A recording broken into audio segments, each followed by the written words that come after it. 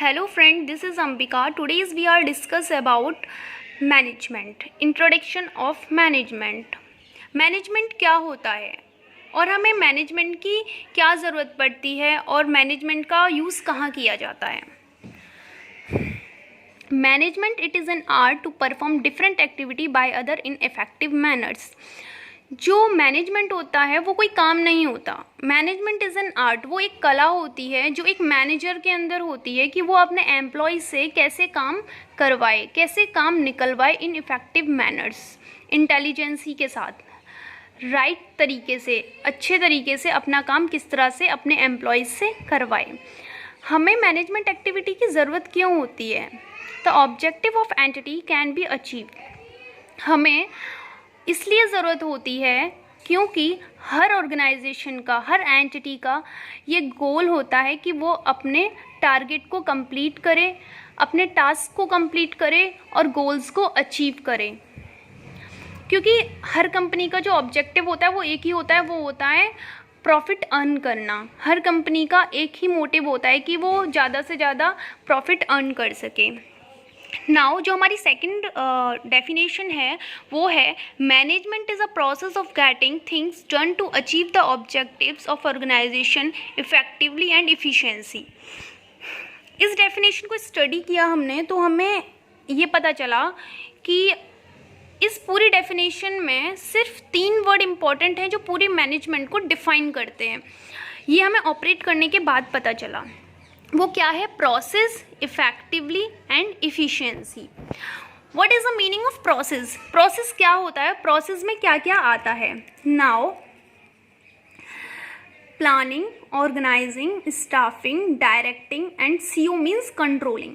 ये जो आर भी है, रिपोर्टिंग एंड बजटिंग, वो हमारे सिलेबस में नहीं है तो आप इसे इग्नोर कर सकते हैं।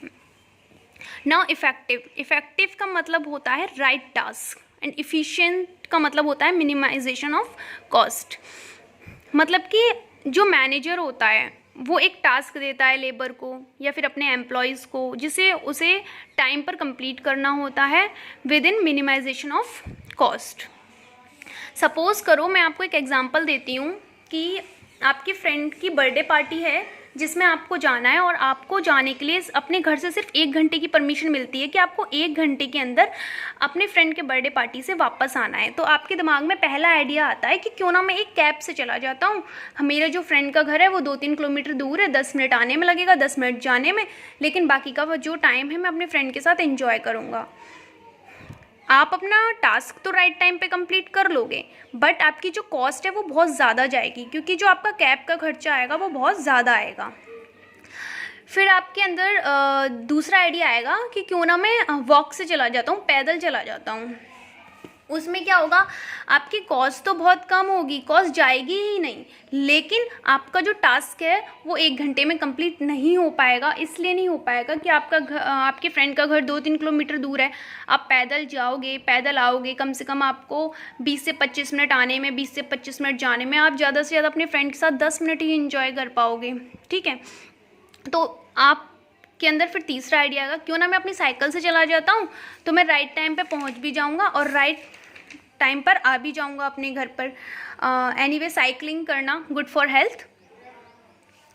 तो ये जो आपका तीसरा आइडिया था, ठीक है, वो बिल्कुल परफेक्ट था अकॉर्डिंग टू मैनेजमेंट। क्यों था? कि आपको टास्क मिला कि आपको 1 घंटे के अंदर वापस आना है। अब कैसे आना है, क्या करना है, सब कुछ मैनेज करना है। उसमें मैनेज क्या करना है? टाइम भी मैनेज करना है, टास्क कंप्लीट करना है, देन मिनिमाइजेशन ऑफ कॉस्ट के साथ। तो एक मैनेजर होता है वो अपने लेबर को, अपने एम्प्लॉयज़ को एक टास्क देता है जिसको 1 घंटे के अंदर, जैसे आपने अभी साइकिलिंग करके 1 घंटे के अंदर कंप्लीट किया, तो वो भी उसे अब कुछ टाइम देता है कि तुम्हें 2 दिन में या 3 दिन में इसे कंप्लीट करना होगा। लेकिन हमें ये ध्यान में रखना पड़ता है कि टाइम से कंप्लीट करने के चक्कर में हम अपनी कंपनी के, अपनी ऑर्गेनाइजेशन के सारे फंड इन्वेस्ट ना कर दें एक ही टास्क में, क्योंकि हमें आगे भी टास्क करना पड़ता है, क्योंकि management is a continuous process. तो हमें सब चीज़ों को ध्यान में रखना पड़ता है। हम जब भी मैनेजमेंट की बात करते हैं तो एक लाइन बोली जाती है, anything minus management is nothing. कि मतलब मैनेजमेंट में से हम किसी भी एक चीज़ को अगर माइनस कर देते हैं तो हमारी पूरी मैनेजमेंट डिस्ट्रॉय हो जाती है, बेकार हो जाती है। क्यों हो जाती है? सपोज़ करो कि मैं आपको बताती हूँ, जो मैनेजमेंट होते हैं उसके 4 फैक्टर्स होते हैं, लैंड, लेबर एंड कैपिटल। जो 4th फैक्टर है वो मैं अभी आपको बाद में बताऊंगी। लैंड का मतलब होता है वो जगह, वो प्लेस, वो लैंड जहाँ पर आपकी कंपनी है, जहाँ पर आपकी ऑर्गेनाइजेशन है। लेबर का मतलब होता है मैन पावर, जैसे एम्प्लॉयज़ हो गए या फिर लेबर हो गई आपकी, ठीक है। कैपिटल में आता है आपकी बजटिंग, कैपिटल में आती है आपकी पूंजी, जिसमें आप अपना एक बजट सेट करके चलते हैं, जिसमें आपको रॉ मटेरियल भी खरीदना होता है, फर्नीचर की भी ज़रूरत पड़ती है, मशीनरी भी होना चाहिए होती है, और लेबर की वेजेस भी देनी पड़ती हैं। तो सब कुछ चीज़ों को ध्यान में रखना पड़ता है। लेकिन इन तीनों चीज़ों को भी मिला दिया जाए तब भी हमारी मैनेजमेंट कंप्लीट नहीं होती, जब तक हमारा 4th फैक्टर इसमें इन्वॉल्व नहीं होगा। और वो जो हमारा 4th फैक्टर होता है वो है एंटरप्रेन्योर। एंटरप्रेन्योर का मतलब क्या होता है? एंटरप्रेन्योर का मतलब होता है इनोवेटिव। जब तक हमारे पास आइडियाज़ नहीं होंगे, व्यूज़ नहीं होंगे, तब तक हमारी कंपनी वर्क ही नहीं कर पाएगी। एक मैनेजमेंट के लिए सबसे पहले ज़रूरी होता है आइडिया होना। अगर हमारे पास आइडिया होगा तो सबसे पहले हमारे दिमाग में ये आएगा कि हमें कौन सी जगह अपनी ऑर्गेनाइजेशन को इस्टेब्लिश करना चाहिए। फिर आएगा कि लेबर क्या क्या होनी चाहिए, ठीक है। फिर आएगा हमारे अंदर कि कैपिटल हमें कहाँ से लेनी होगी, लोन लेना होगा या फिर हमारे पास अपना खुद का है या फिर हमें किसी से बोरोड करना पड़ेगा, ठीक है। तो ये सारी चीज़ें किसके अंदर आती हैं? मैनेजमेंट के अंदर आती हैं। तो ये था हमारा आज का topic, introduction of management. Thank you so much.